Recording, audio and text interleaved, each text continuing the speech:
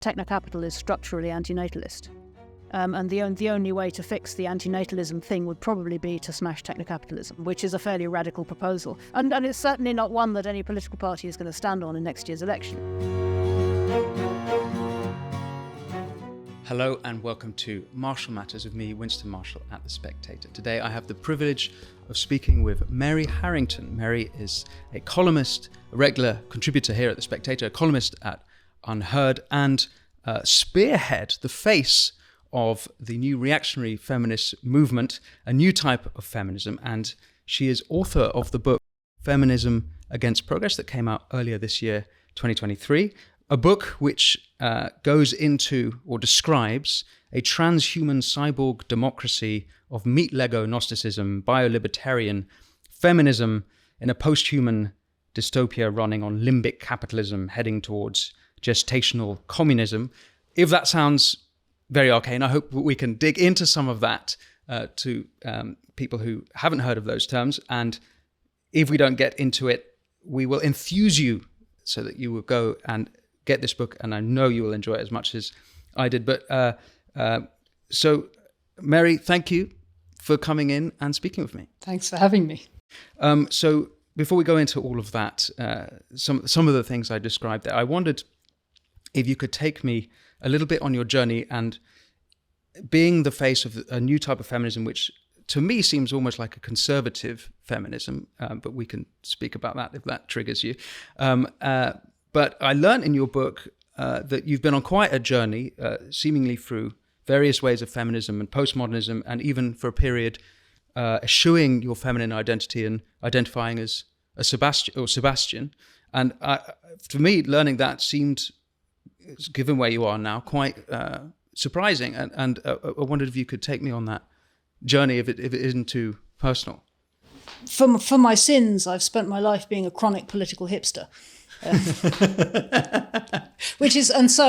Unavoidably, I ended up being an early adopter of what I suppose is now woke, which, I mean, it was a little bit different in the noughties, but I was fully signed up to most of the stuff which is now on its way to being institutionalized as the kind of hegemonic, progressive, in mainstream ideology. You know, the gender is a social construct that all of us can perform ourselves, sort of as it were, into reality, that hierarchies should be abolished, that but I mean the whole progressive thing was already there in germinal form as a kind of avant-garde ideology in the noughties, and has only sort of, you know, concretized itself into its current apparently hegemonic form since then. And I was fully signed up to all of that stuff. I was a radical leftist. You know, I lived in communes type communities and went on anti-capitalist protests and cut my hair and dyed it in strange colours, and, you know, organised weird art events and all that stuff. You know, and yes, I did change my name to Sebastian for a while. I didn't stick. As it turned, I mean, we can get into all of this. I didn't like it. I didn't like it because it didn't felt, like being a man or being. Well, I wasn't a man. I never identified as a man. You didn't like being Sebastian? No, I changed my name to Sebastian mostly as a thought experiment. I wanted to see what it was like to be addressed by people as something which wasn't my given name that I'd grown up with. And it turned out in the event that I found it felt like too much of an ask of people who'd known me my whole life. To demand of them that they call me by a name which wasn't the name which was part of our shared experience. It felt wrong to ask that to me. Whereas, you know, if I were to meet someone for the first time and introduce myself as Sebastian, people would mostly just completely take it at face value and address me as Sebastian, because, I mean, why not? But it's a prerogative choice to choose a male name. I mean, at the time I was hanging out in, again, you know, all sorts of things which are now mainstream and quite hegemonic were already there in germinal form in the noughties. And one of them was the quote unquote genderqueer movement, which was very, very, very small and very avant-garde. And in its London form was basically one pub night and one message board, and that was just it. I mean, it's sort of eaten everything seemingly now, but back then that wasn't really how it was. It was this one bar night in a sort of seedy venue just north of King's Cross. It was mostly frequented by what I believe we're now supposed to call assigned female at birth trans people. But I mean, essentially butch lesbians who wanted to, who were ambivalent about being women. Okay. And, pretty much all of which have the ones I'm still in touch with or in any kind of contact with at all, pretty much all of them have now have since transitioned, go by he, him, and have had various medical interventions. Pretty much every butch lesbian who I ever dated from that era has since transitioned for a while. And it was actually this which started me wondering about the whole thing. Sorry, we're coming at the whole how did you get to where you are thing from a very not the angle I was expecting, but actually this was one of the things that made me start to wonder about where this was all going. Because, I mean, when I realised that pretty much every lesbian I'd ever dated had subsequently transitioned, for a while I was sort of scratching my head thinking, was it something I said? Is it me? And I realised it isn't. It wasn't. There's nothing to do with me. It wasn't about me at all. It was very straightforwardly just that they'd done it because they could. And this was now a thing. And from that I began to realise that the butch lesbians were just disappearing. They're left, right, and centre. They were, all. And I mean, I think butch lesbians are beautiful. I can also understand why that's a difficult cultural space to inhabit. If you're a masculine presenting woman, there are hostilities and challenges that you face on an everyday basis that make life more difficult, right? Because that's just not what people expect from somebody who's female-bodied. So in a sense, I don't blame any of those women for taking advantage of medical technologies and discourses which were making it easier to just not show up as something weird or unusual in the world. I don't blame them.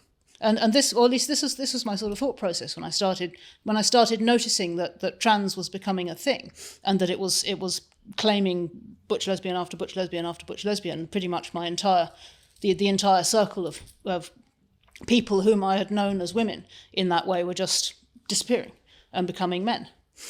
So why did you then choose a different path? You say that all of them disappeared, but you've gone... I mean, lots of things sort of... I mean, my 20s were fairly chaotic, right? I never managed to hold down a job for more than sort of 6 months at a time. I was fairly bonkers on a number of different axes, for complicated reasons, but I just was. I didn't like... Yeah, I was not comfortable with order. I was not comfortable with hierarchy. I was not comfortable with taking instruction. I was just very chaotic. I mean, and this obviously makes somebody fairly unemployable from a sort of normie perspective. So a disagreeable contrarian. That's what it sounds like. Well, was I? I don't think I was. I wasn't contrarian really. I was just nuts. I was just interested in stuff which was a long way out of the mainstream. I was reading Aleister Crowley and Judith Butler and experimenting with chaos magic and wanting to go to Burning Man and creating art installations and just not so. Just my interests were just a long way out of the mainstream. But this stuff was in universities, not Burning Man, but Judith Butler and that was part of feminist education.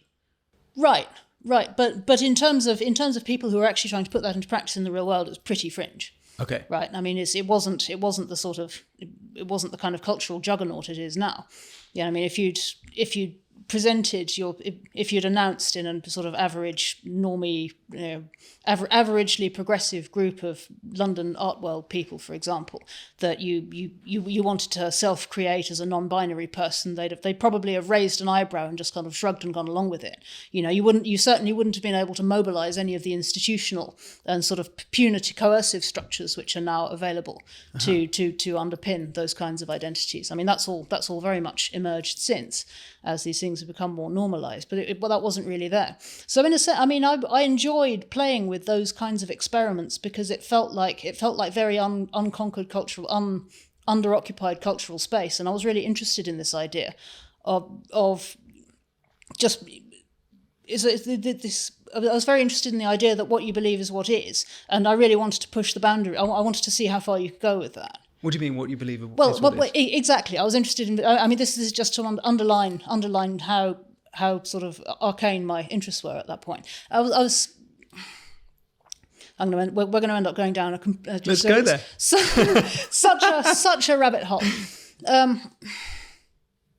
No, that's too much. Okay, well, let me ask then. But just take it. I was interested in the idea that what you believe is what is. The edges of where does material reality outside my perception of it stop and start, and to what extent does what I believe about the world affect what the world actually is, and to what extent does what people believe collectively about the world affect how the world is. That was my main preoccupation, or one of my main preoccupations in my 20s. I mean, obviously that's just not a preoccupation that's very compatible with, I don't know, going and getting a job in a management consultancy, or writing readable novels, or really doing anything very, very normal or sane at all.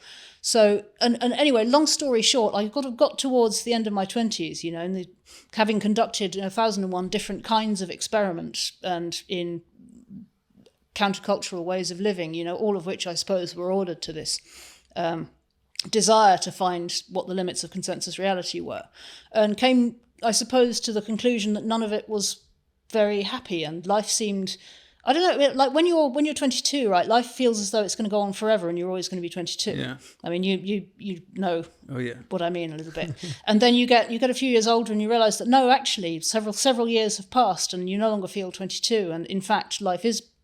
It's going to go on for a whole lot longer, and maybe I ought to think a bit more concretely about what I want to happen in the rest of it, and it's living hand to mouth in a sketchy house share with lots of people who sort of whose members drift in and drift out in a fairly ad hoc way, just started to feel like something which I didn't really want to have happening to me still in 20 years' time.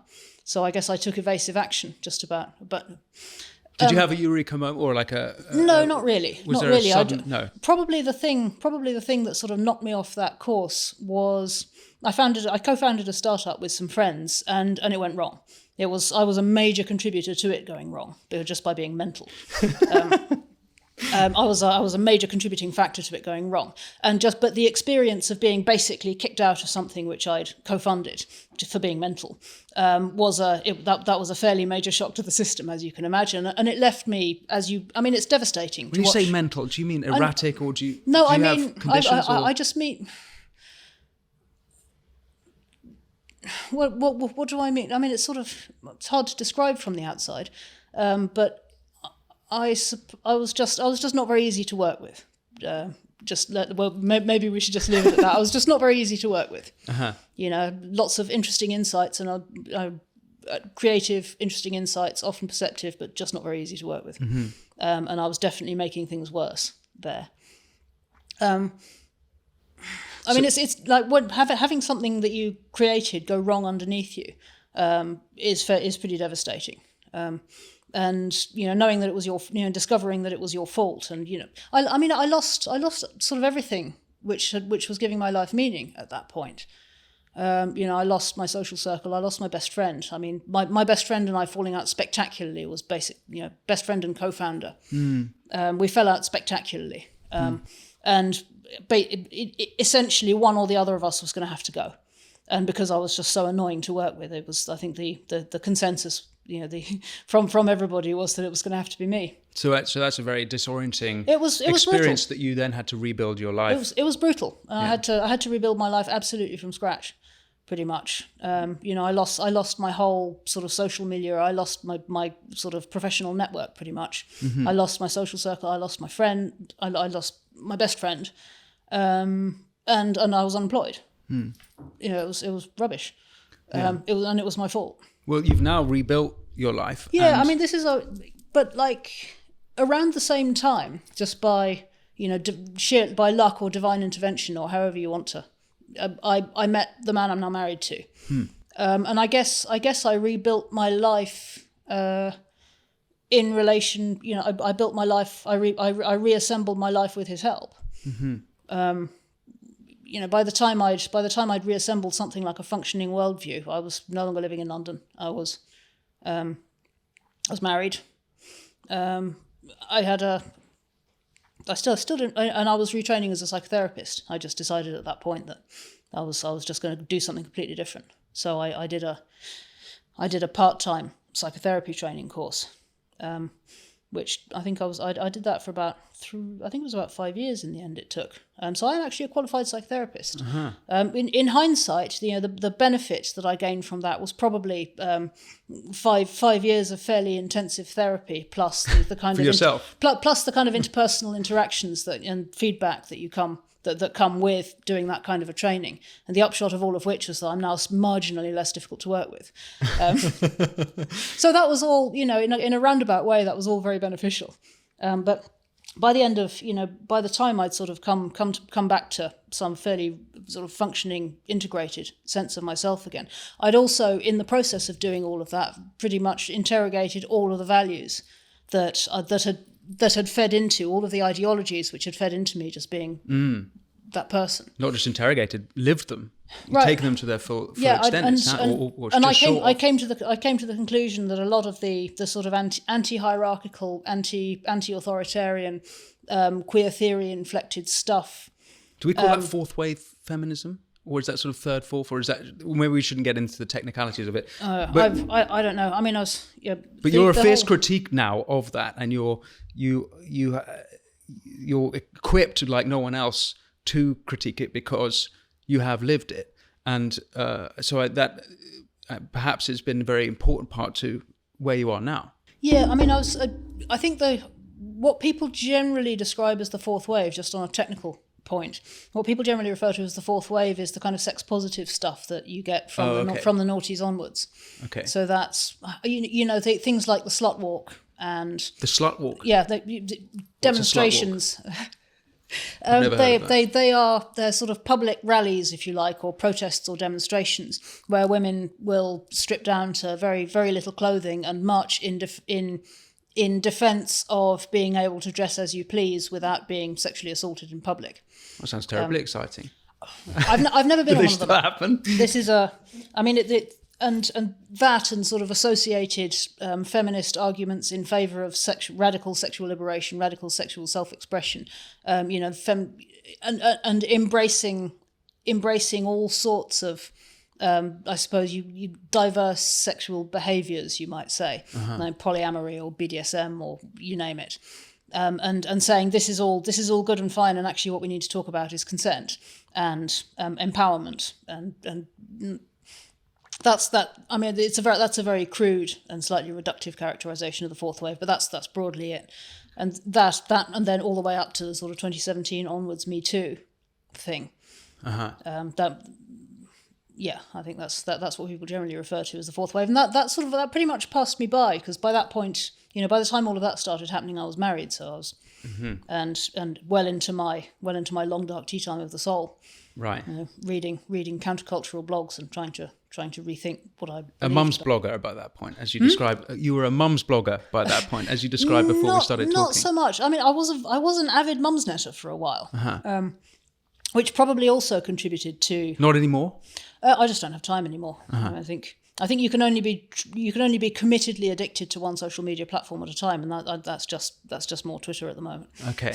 What happens to? I don't actually know Mumsnet. I've not been on Mumsnet. What's going on Mumsnet? Is it still an important Mumsnet? platform? It's a parenting discussion forum. A lot of it is stuff about your kids. There are whole subsections dedicated to breastfeeding or. And does it lead politically some way, or is it? Historically, it leans left liberal, but it has interesting characteristics in that way, because it's not aggressively woke, or at least, or rather, it leans left liberal, but it's also a hotbed of turfism, and has been for a long time. For fairly obvious reasons. If you've grown new humans in your literal entrails, you're just less likely to believe that humans can literally change sex, because you just know that's nonsense. Yeah. And also, you're likely to take a protective attitude to having strange men in a single-sex changing room. And because the founders have always been very protected, so they're sort of classical liberal, I suppose, in their approach to free speech, and they've always tried to walk a line between allowing open discussion, even of politically incorrect subjects like the fact that trans women are men. And trying whilst coming down quite hard on just gratuitous ad hominem sort of, or unpleasantly attacking responses to that. So they've allowed that discussion to happen, and because it was happening in a community of mums, or sort of there's a whole forum on Mumsnet dedicated to feminism and women's rights. Inevitably, I mean, it's a community of women, of course there is, which hosts a lot of England's radical feminists. Which might be a minority, but Mumsnet has played a very interesting social and cultural role. And I mean, just zooming back from that a little, well, one of the things which I think is interesting and which at the larger structural level I think has played into where we find ourselves today, thinking about what I slightly jokingly call reactionary feminism. I actually think the digital revolution has played a huge part in that, because it's created a discursive field in which busy women who are mothers are able to have a voice. And by that, I mean, there's a classic article from a feminist magazine in the 80s that I read a little while ago that grumbled about the fact that there was a women's centre, a feminist-run women's centre that held a vote about whether or not they should include a childcare facility there, and the proposal was voted down because none of the feminists who were mothers were able to be there because they were looking after their kids.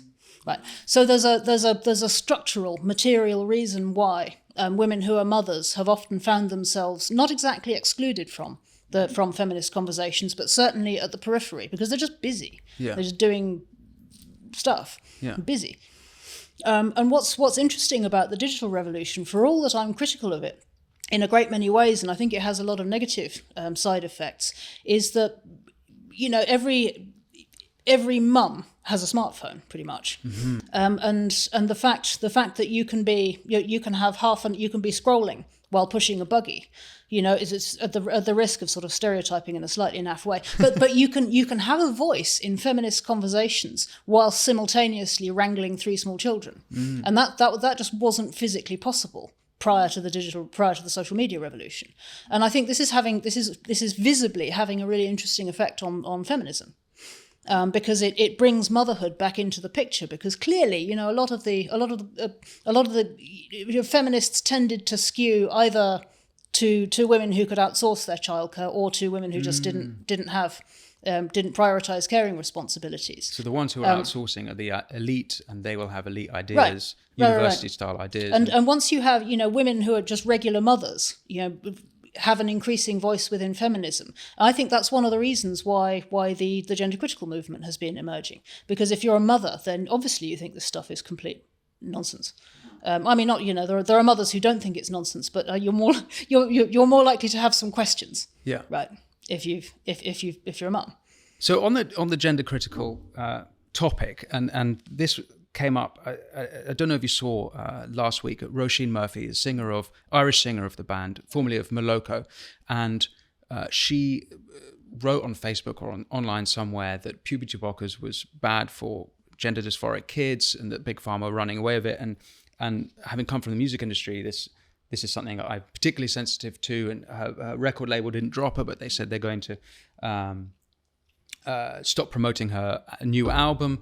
A venue in London, Rough Trade East, cancelled 2 of her shows, and there's continued pushback. And this morning I read a Guardian piece by Laura Snapes slamming her again. They reviewed her album, didn't they? And so gave it a 5-star. Just couldn't resist. The music's great, but I don't like her opinions. Yeah, they have to distance themselves from the opinions, as if those opinions have anything to do with the album. But what it occurred to me, and sort of zooming out a bit, is that the gender or the trans debate seems to me to be the sort of surface level manifestation of the feminist, the two sort of the progeny of maybe post-war feminism. And I'm not educated like you in this, so I'll make some mistakes as I describe this. But it seems to me that there's one group who put biological sex as the salient over gender, and another that puts gender as salient over.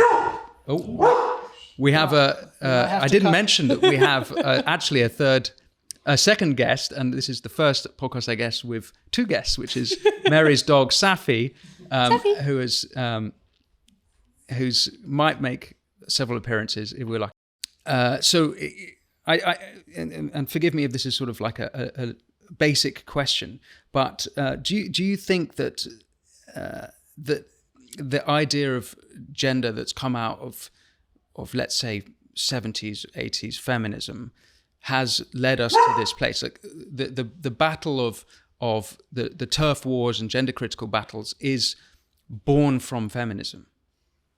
The answer is always yes and no. Mm-hmm. Feminism is in a hugely rich and often very, very fractious argument. There's no way I'm going to be able to do it justice, because there are vast swathes of theories that I haven't read as well. So, I'm probably only 6 inches ahead of you on that. And there's you could spend your life delving into the theories. There are second wave feminist antecedents to contemporary gender theory. Yes, I suppose I would be, in answering that question, I'd be inclined to go back a little bit. And this was really the thesis of my book, was wanting to go back a little bit further than the second wave to try and understand how we got to where we got to. And this was really prompted by becoming a mother myself and trying to make sense of why motherhood and care appear to be so sort of at the fringes of the conversation about feminism. I was a stay-at-home mum for a while after my daughter was born, I was surprised to find that actually that was what I wanted to do. But when I got there and I started to see my peers who'd had babies around the same time as I did going back to work, there was a huge amount of ambivalence there for a lot of women. There were women for whom career was obviously a big priority, but plenty more who had jobs more than careers. And who've had very mixed feelings about returning to a job that they didn't especially love, instead of looking after their, I suppose, usually about roughly 1-year-old baby. And it left that, and it also left me realizing that, to be in the position that I was in, very fortunately, where I had my husband asked me, do you want to go back to work? Because at that point I was working contract, so I sort of fell off the edge of the working world when shortly before our daughter was born, and so I didn't really have a job to go back to, and we were very fortunately in a position where I had the option. I could go back to work, and it got to it, and I thought there isn't really anything. I was rubbish at everything I ever did professionally, and there wasn't really anything that I wanted to go back to enough to want to be away from her for a whole day at a time. It just didn't make any sense to me, and I know that there are a huge range of circumstances, and there are a lot of women who have to do that, and who just didn't. I met plenty of mums who would have bitten somebody's arm off for the option to have the option, and for whom there just wasn't an option. They had to go back to work, and who experienced, had a period of quite sort of deep grief. At having to wave their little one off to a nursery, and 12 months old is really still a baby. That's interesting to hear that, because more often than not, I think I hear of the grief of women having to give up a career, and rather than the mother's perspective of giving up. I don't know why that's filtering through. Maybe that's the news. Well, this is partly about which women have the mic. Mm-hmm. Because it's very, very much the case that if you've trained for years for a profession that you love, but beyond a certain point, there really is a zero-sum conflict between looking after a baby and having a high-flying professional job. There just is. You can't do both of them at once very easily, and you have to compromise on one side, or it's not possible to have it all. Not really. So if you love your job, and you have to turn things down or just give it up because you're looking after a baby, then you might love your baby, but you're still going to feel like you've lost something. Mm-hmm. I have pretty much the holy grail in professional terms, in the sense that I work from home super flexibly and around school hours, and because I'm largely self-employed, I can set my own times, or I can take a week off at no notice. If my daughter needs me to. I do, and I have the mic, but I'm very unusual in that sense and extraordinarily privileged. Mm-hmm. And most women who have a career that they love as much as I love being a writer are not in that position. And even I love my daughter to bits, and I'm very fortunate in the position I'm in. I have to turn things down sometimes for family reasons, and sometimes I wish it wasn't like that. Mm-hmm. And this is as somebody who part of my work is trying to advocate for women to be in a position to say, no, actually I'm coming down on the side of family. And even then there are times when I find myself just thinking, oh, I wish I could do that. There are always trade-offs, right? But just to go back to your question about why it is that women, why it is you hear more about the grief of giving up a career, like the kind of women who are likely to end up with a voice in the public conversation are just much more likely to be women, high achieving, successful women who have interesting and rewarding careers. Mm-hmm. You just don't, nobody interviews the checkout cashier at Tesco's about how she feels about going back to work after having a baby. Like, nobody cares. And I'm sorry, but that's, I wish they, and the point is I wish they did, because actually that's a very different experience. This advocating for family, and I think seems to be a central tenet of reactionary feminism, and that's something I'm keen to get into, particularly in the sort of global fertility crash that, it seems like we're in serious trouble, and fewer people getting married, fewer people having babies, and I'm quite keen to get into that. But if I may, just one thing that's I want you to tell me if I'm a total idiot for thinking this, but it's one thing I've been thinking about the gender versus biological sex discussion. It seems to me that gender is a total myth, and that there is biological sex. I don't think I believe in gender anymore. Am I wrong to think that? It's almost like it's become a scientific. It's completely ideological, but it's now considered like it's a scientific, real thing. Am I wrong to think that? Is it something real that I'm just not grasping? Oh, you mean gender identity? Yeah. This idea that people have an innate sense of their sexed self, which somehow takes precedence over embodiment. Exactly. Yeah, no, that's complete bollocks. Yeah. That's not a thing. At least I don't believe it. It's an unfalsifiable belief. But that's come from. And it's a belief, not a fact. Of the same order as transubstantiation or the virgin birth, and I considerably less pro-social implications in my view. And so, not at all based in science. And I think it's come from feminist thought. That it's evolved from feminist thought. Am I wrong to think that? The answer to that is quite complicated, or at least the answer my take on that question is, do you want the short answer or the long answer? Let's have the long answer. Okay.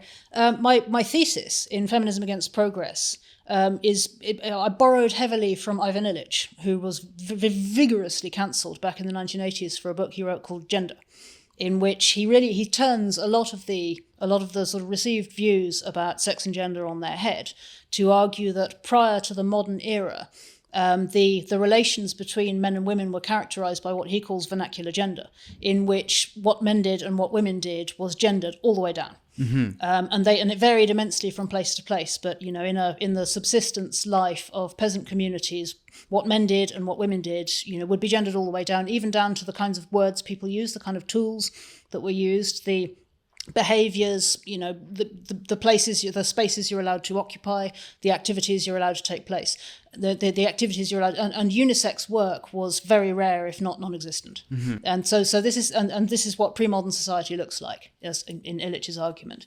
and what he says is that with the Industrial Revolution and the rise of sort of Homo economicus, if you like, the Adam Smith conception of economic man as fundamentally a sort of transacting, atomized individual. Mm-hmm. Illich argues that with that and with the technologies that give rise to that, we enter into what he calls economic sex, which is, in his view, not less sexist, as the feminists would have it, than the pre-modern world, but more sexist, because it assumes a level of parity and equal access to all the goods that are available under the order of modernity between the sexes, whilst covertly, structurally disadvantaging women. Because this is really the point where it overlaps with my personal experience as a woman and as a mother, because what Illich is describing is true. To the extent that if to be a free, transacting, autonomous individual on the liberal model, which really comes into being with modernity and with industrial civilization, is less possible if you're a woman. But specifically, it's less possible if you're a mother, because to the extent that you have caring responsibilities, you're not atomized, mm-hmm. and if you're a mother, your caring responsibilities are quite visceral and embodied. I mean, down to having carrying a dependent infant inside your actual body, or feeding a newborn baby from your physical body. These things tie you down in very concrete ways, and you can't be an atomized individual on the liberal template, and also sustain those things. You just physically can't. And not only that, but if you're a normally attached, devoted mother to a newborn baby, you don't want to. And this was the thing that really came as a shock to me. I think pretty much the second article thereabouts that I ever wrote for Unheard was called "How Motherhood Put an End to My Liberalism," and it was about exactly that experience, that I'd always believed this idea that to be a feminist meant to pursue unencumbered liberation on the sort of Rousseauian model, and to free myself from all of the sort of sexed obligations that came with having a female body. And then I had a baby and I realized I didn't want to, because that kind of freedom is radically incompatible with keeping your baby alive. If your baby wakes up screaming at 4 o'clock in the morning and needs you to get up and feed her, you can't just say, no, I don't want to, and roll over and go back to sleep. It's not just that it would be wrong to do it, it's pretty much physically impossible, because it sets something off in... It's very difficult to describe unless you've experienced it. But literally the only time I've ever damaged a car in 25 odd years of driving was when I had a hungry baby screaming in the back, because I just literally couldn't think. I just couldn't function properly. And when you have a newborn baby, unless something has gone very wrong with the bond for some due to postpartum depression or something like that, that sense of continuity with your baby is so strong that that trying to map the sort of Rousseauian idea of unencumbered liberalism onto it it makes no sense at all. Yeah. And this is fundamentally, here I am pushing my buggy around the streets of small town Bedfordshire, thinking about all of this and trying to make sense of what's just happened to me, in the context of all the sort of, the women, the feminism and the political theory and whatever else that I've read up to that point, and just thinking none of this computes. And why? How we ended up here, where there's a sort of motherhood-shaped blind spot in the whole body of political thinking, which is meant to be dedicated to advocating for women's interests. How do we end up there? It seems like it's deeper to me than just motherhood-shaped blind spot, and this is really Louise Perry's argument, I think, in her book, The Case Against Sexual Revolution. But post-war feminism, post-1960s, women have been forced by the leading feminists, I think, to, on every metric in life, do it the masculine way, whether it's at home or in the workplace. It's not just in mothering; it's everything has been done on male terms. So I think it's broader than just the mother. I would agree with that, but I'd start further back. And in Feminism Against Progress, I've started the story a long way before the second wave, because I think actually it only makes sense if you go back some distance before the second wave. And because I went down the rabbit hole and I realised fairly quickly that it's not as though there are no feminists who ever try and make the case for motherhood. Maternal feminism is a thing. It's a well worked out body of theory, and recurs at repeated intervals throughout the history of feminism. I'm probably an instance of it in many respects. But again and again and again, that's not the kind of feminism that wins. Somehow again and again and again, the sort of embodied relational maternal caring aspect of the feminist argument ends up being memory hold. It just keeps happening. And so, along with the question of, how have we ended up with this motherhood-shaped blind spot, I came to realise that the question is more like, how is it that motherhood keeps being memory hold? Why does this keep happening? And the answer, the conclusion I came to on that is, number one, the sort of my sort of framing conception of what's going on here is that we should be thinking about the women's movement not as sort of evidence of ongoing moral progress towards some kind of imaginary heaven on earth, but as a response to the Industrial Revolution. And this is really where the Ivan Illich piece fits in. Because what Ivan Illich talks about, and which I think is correct, I think what he describes is accurate, is a transition from vernacular gender to economic sex with the arrival of industrialization, which actually leaves women worse off, not better off. There's this sort of received view that in the pre-modern world, obviously life is better now for women than it was in the medieval period. As it was for men, but yeah. Obviously, progress is a thing, yes, and obviously, therefore, life is better now for women than and it probably is on some metrics. But I don't believe in progress. I don't think it's a thing. You don't believe in progress? No, I don't believe in progress. Have we regressed? I don't believe in regress either. I just think things change. Okay. Well, actually, this is. But just to complete that mental sentence. Yeah. So my governing thesis for Feminism Against Progress is that the women's movement is not evidence of ongoing moral improvement. It's an effect of the Industrial Revolution, and particularly of the fact that with industrialization, work left the home, and it was women's work that left the home before men's work. Yeah. And that left women with some previous, some historically unprecedented challenges. Mm-hmm. One of which was how do you keep your end up when you're no longer an economically active member of a productive household? And another of them is, if you're working class, who looks after your baby while you go to the factory? Mm-hmm. I mean, if under the putting out system or on a subsistence agrarian situation, the women's work of vernacular gender was totally compatible with having little children underfoot. But working in a large, dangerous factory for this 12 is where hours, cottage industry, the term, right, comes from, which yes, I learned from your book. Yeah. That's where the term cottage industry comes from. But all of this is, having a toddler is completely incompatible with working in a factory for 12 hours a day, obviously. So what do you do? And what women did, and how women responded to these new challenges makes up the entirety of first wave feminism, including, over time, the demand for the vote.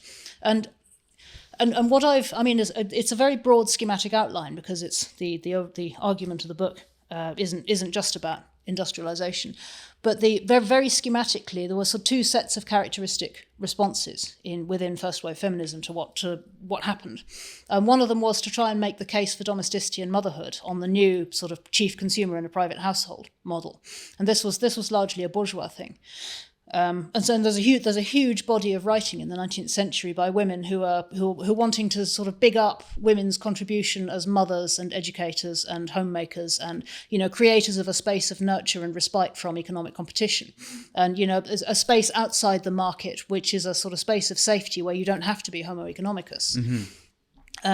So that's one characteristic response, which I suppose you could call a sort of form of maternal feminism. But feminist historiographers from the second wave onwards have tended to dismiss these writers as sort of fifth columnists for the patriarchy. I'd never heard of them, and actually this was this is what I mean by its memory hold. Yeah, it's memory hold. The second wave has completely memory hold pretty much the entirety of first wave feminism. Yeah. I mean, I'll get to why. I have a theory as to why.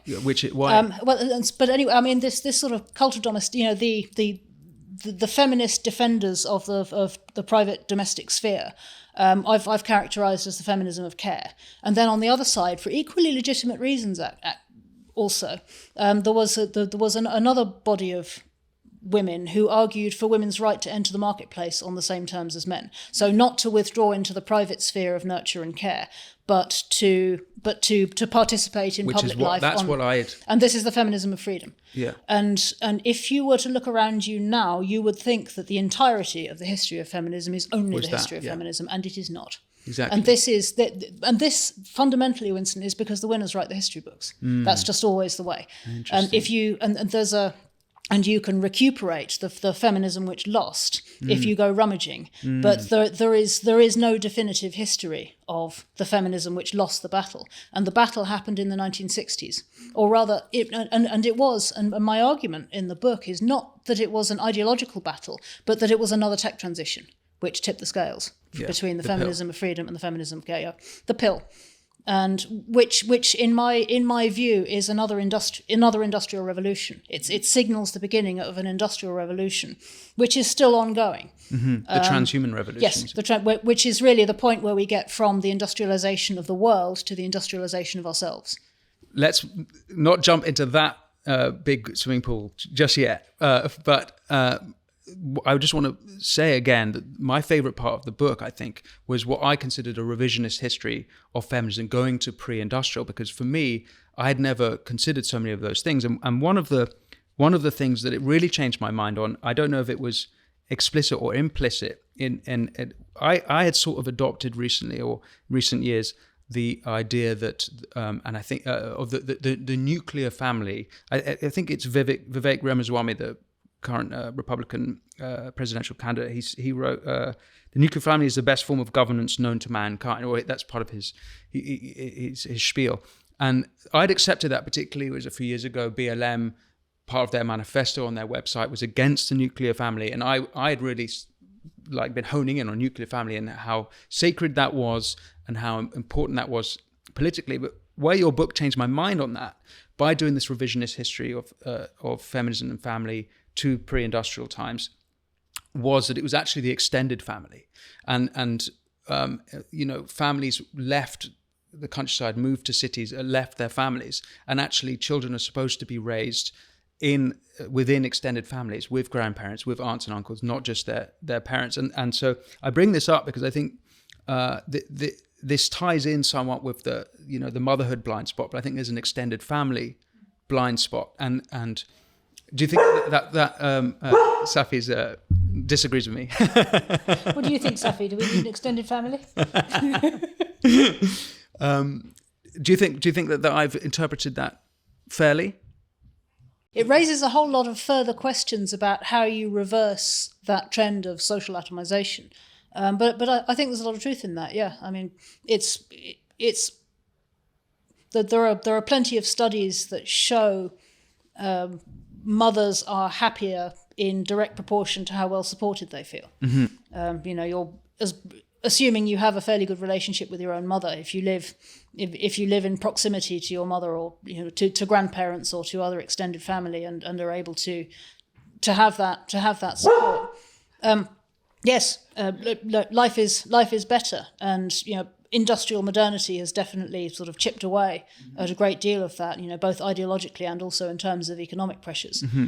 I mean, this sort of basic assumption that humans are just kind of fungible work units who can be picked up and put down somewhere else, pretty much at the drop of a hat. Yeah, it is obviously incompatible with families. Yeah, well, certainly it's incompatible with having functional support networks. Yeah, of the sort which make raising young children a nice thing rather than an exhausting chore. And this has gone into, and you also write about this in the book, the growth of safetyism, it's the state care for raising families. It seems to me part of the same sort of movement. There's a battle against family, generally speaking. I think that's definite. I think there's something to that. I mean, it's you see it most sort of provocatively in culture war terms when these videos surface, as they do periodically, where some state employee or childcare functionary says, we have a right to decide how your children are going to be raised, or mm-hmm. we have a right to gender transition your 12-year-old without telling you, mm-hmm. or something, and it sort of crops up in extreme forms like that. But in a sense, you're right. I mean, what's when a school teacher takes over what ought to be, and obviously a very profound, life-changing, and I'd argue just sort of fundamentally wrong, mistaken parenting decision, over the heads of the parents. I mean, what they're doing just sort of takes. What are you referring to there? I'm a gender transitioning child without permission, without their parents' knowledge, which is. A topic of contentious culture war at the moment. Well, only on both sides of the pole. The Prime Minister Rishi Sunak, I think, just as a story yesterday, that he was not going to forbid that in schools, that the gender transitiontioning. So that's right. I mean, it's a sort of ongoing row in Westminster about how, if at all, the government has any right to legislate on whether or not. And really, what's going on? That's really the most contentious contemporary fault line in terms of where third parties should or can or where it's appropriate for third parties to take over parenting responsibilities from individual families. But I mean, if you follow that, if you go down the rabbit hole a bit, there's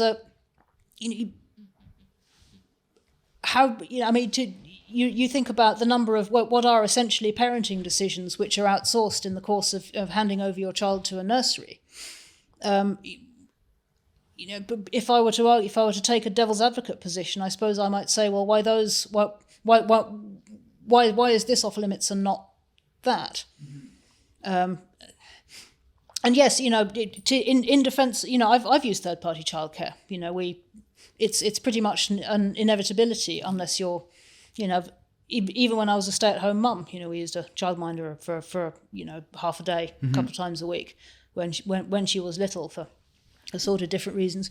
And on the whole, I'm not anti third-party childcare, and so I would certainly never want anybody to think that I was criticising or denouncing parents who find themselves in the position of, economically, you have to work.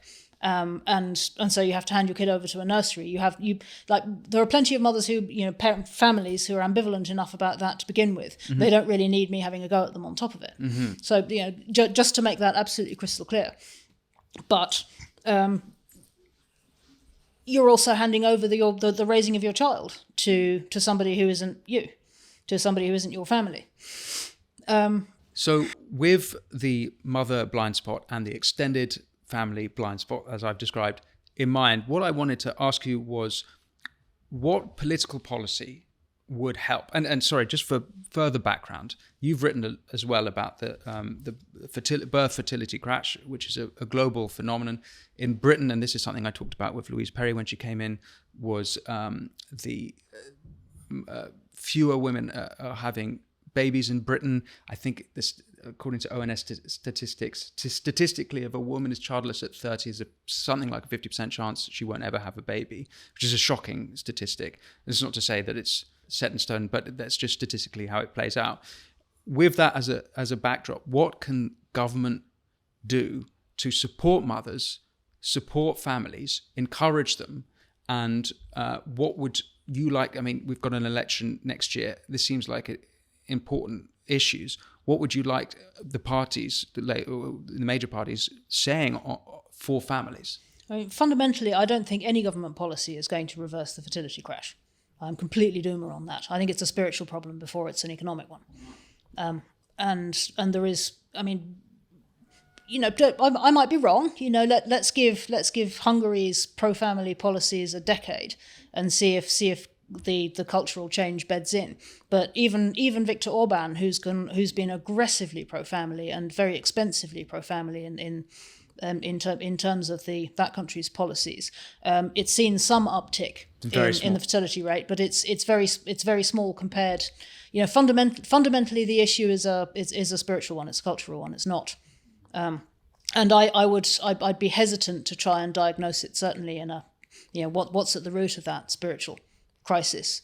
I don't think that's something which can be summed up succinctly. But it's fun. I mean, I suppose the only sort of succinct formulation I might want to give to that is to say that technocapital is structurally antinatalist. Mm-hmm. And the only way to fix the antinatalism thing would probably be to smash technocapitalism. Which is a fairly radical proposal, and it's certainly not one that any political party is going to stand on in next year's election. So that's the just kind of channeling my bonkers 20-something radical let's self. Keep going down the bonkers rabbit hole. Then what would you replace technocapitalism with? I mean that's going social conservatism. No. Social conservatism is just a slightly different inflection of technocapital. Uh-huh. The end of technocapital looks like the end of Western civilization and technological civilization, and the globalized economy, and it would be a complete nightmare. It would be horrendous. And so we can't go that way. But probably. Well, I mean, you're a doomsayer about this current trajectory. It might be that we're just going to end up going that way anyway. I mean, if the Greta Thunberg crew are right, then we're just heading that way anyway. I mean, they might be. Well, I guess we're going to find out. We're going to find out. But if climate change is real, if we really are running out of resources, if the eco-modernists are wrong and we can't actually find a way of uncoupling growth from energy throughput, if there's a lot of, these are all very contested political questions, and if we can't fix the fertility crisis, the future will belong to people who figured out how to unplug from the Skinner machine, and furthermore have figured out how to survive and to reproduce themselves in the aftermath of what's going to be the mother of all come-downs, economically, culturally, materially, socially. And I don't know if if it's just going to be everything getting slowly more rubbish. I don't know what that scenario would look like. Everything might just get slowly more rubbish over the course of 100 years, or it might all just implode in some more spectacular way. Or maybe I'm wrong, and maybe the ecomodernists are right, and we'll all be fine somehow. So you don't think there's an answer to my question about whether there's political policy? Well, there are things. There are things we could do to make things less obviously anti-family. There are.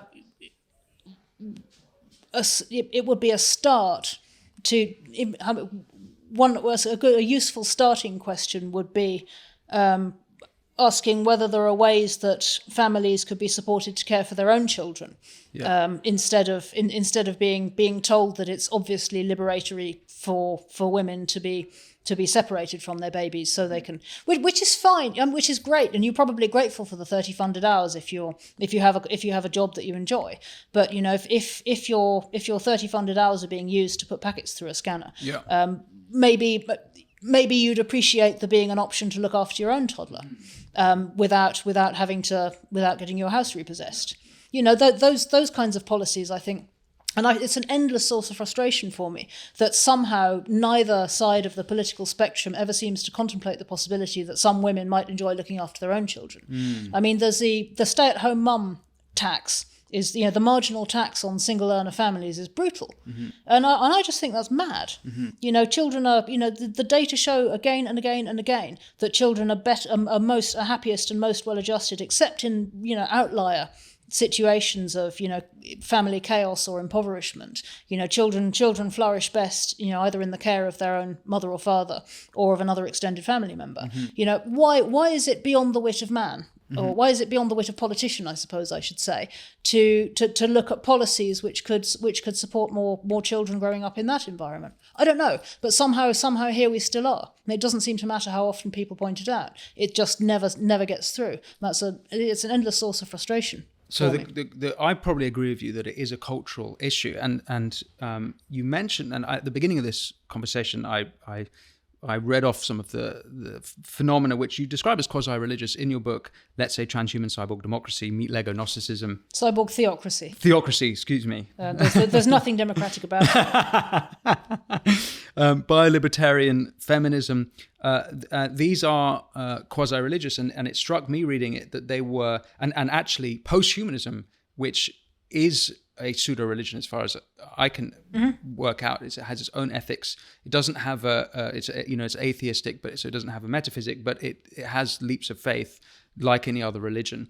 And it seems to me that they are filling the gaps in the same way that wokeism is filling gaps. It's the death of God and these new things, these new pseudo-religions coming in and filling the gap.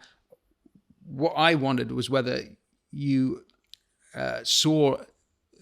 you never go to the religious in your book, but whether one of those, you're so close, the feminism you expound is very close to traditional Christian culture, Christianity.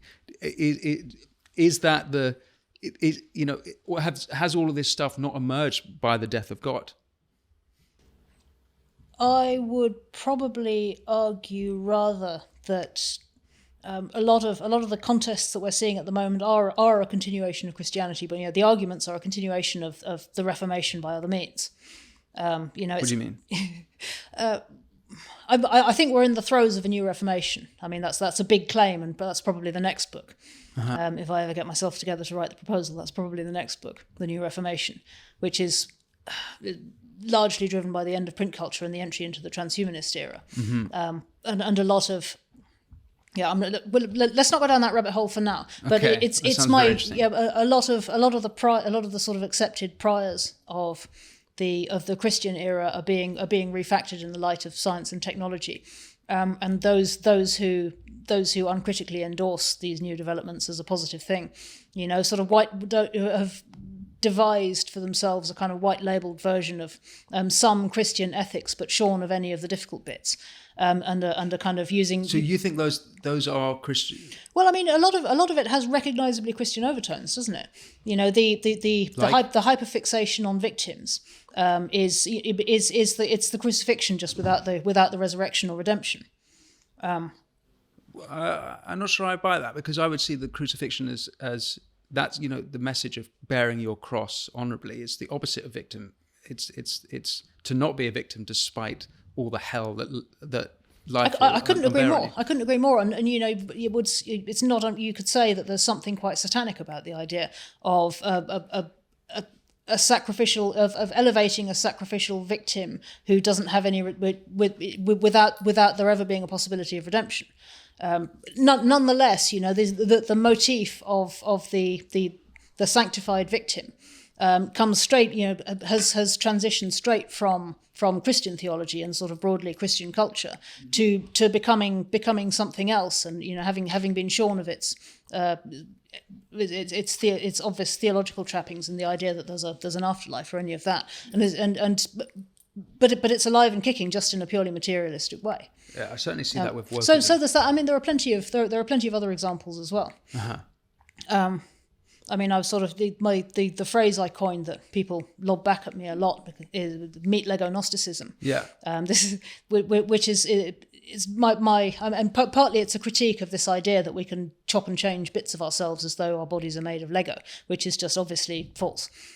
You know, humans, you know, the human organism is an integrated thing, and you can't just, you know, add or remove bits. So this is we're seeing this most commonly in this, let's say, the trans. Right, I've drawn a link between that and the Gnostic heresy, which again is something lurks there in the background of the history of Christianity all the way from the from the early history, really, the first centuries. The Gnostic heresy was like what was it again? It was a Greek, some sort of, they had a different god that wasn't, that Jesus was. The genealogy of it is complicated, and people don't entirely know, because most of the writings of the Gnostic cults were destroyed after the Albigensian Crusade, where the Knights Templar just obliterated them. So, and I mean, you know, some of the Gnostics may have survived, but very little of their paperwork does, and most of what people know about the Gnostics survives in the records of the Inquisition. So it's hard to say. It's hard to say what, you know, how much of what was extracted under torture was, you know, by the Inquisition was actually accurate. Who knows? But I mean, from what we do know, it has some of its origins in Middle Eastern deities, but it's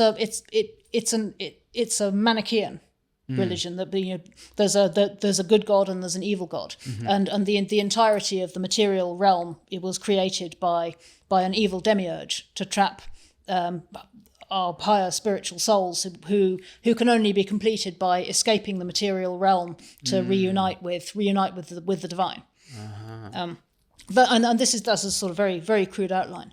And so somewhere, and I think there are some clear differences between this idea that we're disembodied selves who ought to be able to remodel our bodies as we see fit, which is the sort of fundamental premise of a lot of gender ideology. There are some differences between that and the Gnostic idea, but the sort of core idea that there's something wicked or imprisoning about the physical realm and about embodiment as such has carried through direct from the Gnostic heresy. And I mean, there are those who make the case that the sort of the flourishing of science from the Protestant Reformation onwards, you know, continued the Gnostic tradition. I mean, you know, there are sort of arcane kind of, you know, history of ideas side quests you can follow on this topic if you want to. You know, my late friend Wendy Wheeler argues that Francis Bacon was one of the most influential modern Gnostics. How so?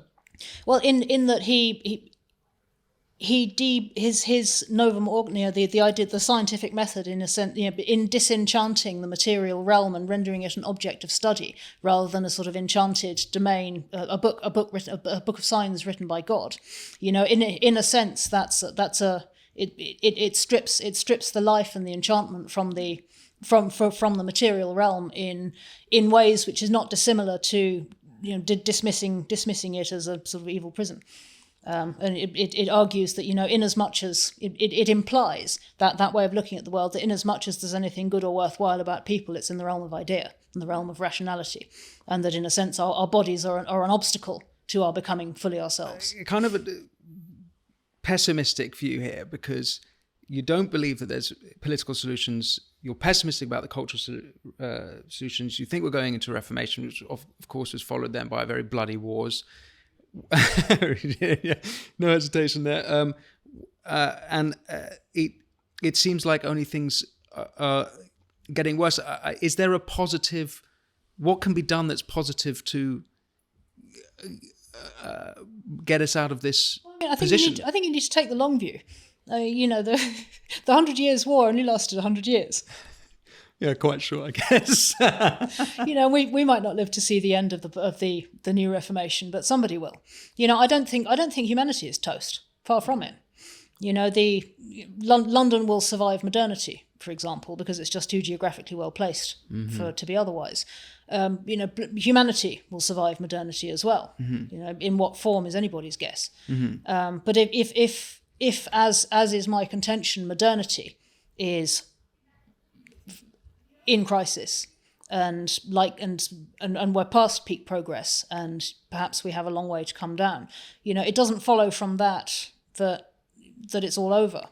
See, my positive, if I'm going to give a positive answer to that, Mary, is that I see a people going back to church, and noticeably, unlike 20 years ago or 10 years ago, it's less uncool to publicly profess your Christianity. Well. I find that very interesting. Yeah, I noticed that this month with Oliver Anthony, the singer, coming out reading scripture on Joe Rogan.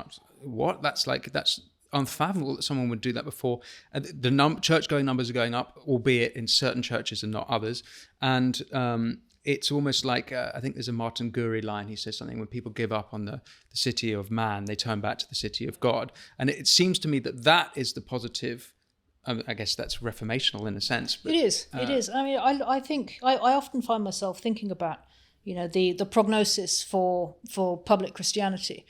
We attend our local Anglican church, which is, it's in the same doldrums as most Anglican churches, right? Most of the congregation is pushing. There's not many members of the congregation who are under 60, put it that way. And in that it has that in common with a great many other churches. And I was looking around and I was thinking, is it just over? And actually I don't think so. I mean, I think it may well be over for the Church of England as a public political institution in the form, in the role it's played in Britain's political system since the Glorious Revolution. I think, or really since Henry VIII did what he did, that may well be over. But I don't think the Christian faith is over. I just don't, because it's it's had years in the wilderness before, and here we still are, 2,000 years later.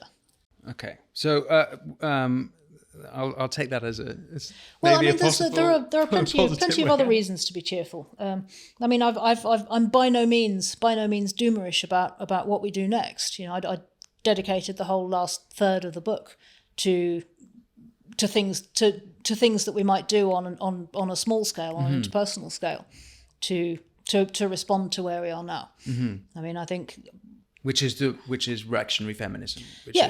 Reactionary feminism, which started as a joke. Actually, there was a long-running argument via Twitter DM with a friend, or now a friend. There was then a relative stranger who was this guy who wrote to me to say, you shouldn't call yourself a post-liberal, you should call yourself a reactionary. And I said, what? Who are you? And we had this long argument about whether reactionary was more useful than post-liberal. And it went on for months, and eventually I was persuaded of his view, which was that reactionary is better than post-liberal. So, for people who don't know what reactionary feminism is, what's the elevator pitch? Well, I mean, and they can get the rest of it in the book. But what does it look like if you set out to advocate for women's interests, but you don't believe in progress? And the short answer to the question, Well, there isn't really a short answer. The only answer I've been able to come up with to the question is about 50,000 words long, and it is this book. I highly recommend the book. I still think it's a sort of conservative type of feminism. Maybe that will emerge. Well, I mean, the difference between a conservative and a reactionary. I have to quote one of the greatest reactionary of all times again at you on that, which is Nicolás Gómez Dávila, who says, a reactionary will only become a conservative in eras in which there's something worth conserving. Huh. So you don't think there's anything worth conserving? I don't think there's anything much left to conserve. I mean, pockets of things which are worthwhile are left, but overall, I come into London and I think, well, there's some pretty buildings, but even those buildings are mostly now hollowed out by hedge funds who've rebuilt, who've kept the facade and rebuilt them on the inside with steel girders and which I think is just a perfect metaphor for so much, really. So actually, it's kind of like an anarchist feminist. Well, no, being a reactionary and being an anarchist are two. And anarchists just want to smash everything, and create everything from first principles all the time. Which just feel that's just exhausting. I mean, I've tried living life from first principles all the time. It's really tiring. You need habits. Mm-hmm. You need habitual ways of doing things, because otherwise it's just crazy making. You never get anything done. Yeah. You have to think about where you put your pants. Because you put them somewhere different to where you put them yesterday. It's just crazy making. Well, on that note, Mary, thank you so much for speaking with me. We went into quite a lot of the weeds, but there's a lot more there, and it's all actually very clear in your book, which I have recommended and given copies to many friends because I think it's really brilliant. I'm really excited about it, and I'm excited about what I see as a bit of a movement with you and Louise and these other writers, because I think it's really necessary, and I'm glad that there are people thinking positively about mothers and families, which seems really important, and maybe that's the sort of start that we need, even if there's no political or cultural answers just yet. At least that you're thinking about it, and that's phenomenal. So thank you so much for speaking with me. And where can people find you? I mean, we've already said Unheard and Spectator. Is there anywhere else that they can find you online? Or I'm on Twitter at Moving Circles. I have a sporadic Substack, also titled Reactionary Feminist. Wonderful. Well, Mary Harrington, thank you so much for speaking with me.